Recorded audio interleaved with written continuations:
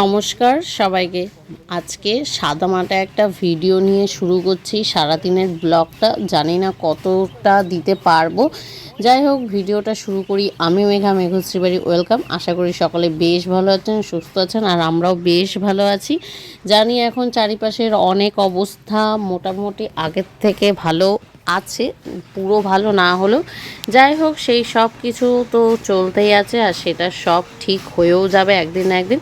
যাই হোক আজকে সকালবেলা ভিডিওটাই হাঁসের ঘর দিয়ে শুরু করলাম। আর এই ছোট ছোট হাঁসগুলো কয়েকদিন আগে কেনা হয়েছে, আজকের দিনে দাঁড়িয়ে ওদের বয়স 10 দিন হয়ে গেছে। ভিডিওটা ছাড়বো করে আর ছাড়া হচ্ছিল না, তো এই ভিডিওগুলো আগেই করা ছিল হাঁসেরটা, তাই এটার সাথে অ্যাড করে ক্লিপগুলো জয়েন করে ছেড়ে দিয়েছি। এই হাঁসগুলো আমার মা কিনে নিয়ে এসেছে, কত দিয়ে কিনে এনেছে সেটা তোমরাই কমেন্ট করে জানিও, সেটা আমি আর বললাম না। এখানে টোটাল 20টা হাঁস আছে, আর এই 20টা হাঁস ক্যামেলি হাঁস। এগুলো প্রায় ডিম দেয় অন্য হাঁসের তুলনায়, পাতি হাঁসের তুলনায়, আর বেশ বড় বড়। এগুলো জল ছাড়াও হয়, আর মানে জল ছাড়াও থাকে।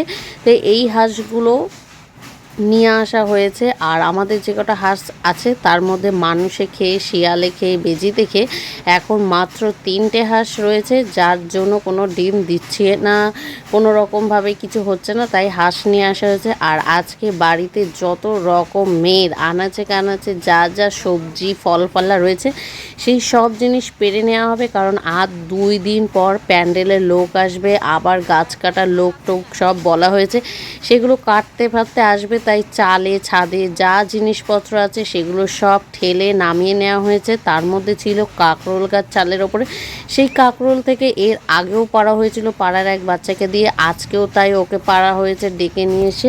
বেশ কয়েকটা কাঁকরোল হয়েছে, আর বেশিরভাগই নষ্ট হয়ে গেছে, পোকা হয়ে গেছে। ছিল আবার সাথে পেঁপে গাছ, এই পেঁপে গাছগুলো থেকেও পেঁপে পেরে নেওয়া হয়েছে।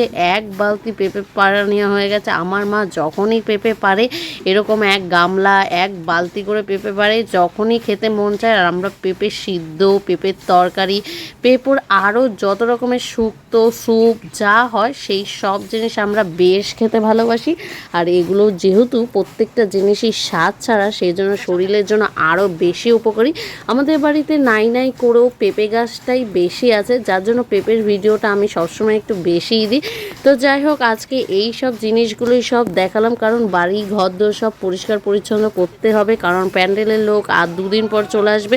আর সেই জন্য সব গাছ ফাছ যদি আগে থেকে ভেঙে যায় তখন বেশ কষ্ট লাগে মানুষের তুলনায়। তাই যা যা জিনিস রয়েছে সেই সব কিছু বাতিল জিনিস দিয়ে আজকে আবার নতুন একটা জিনিস নেব।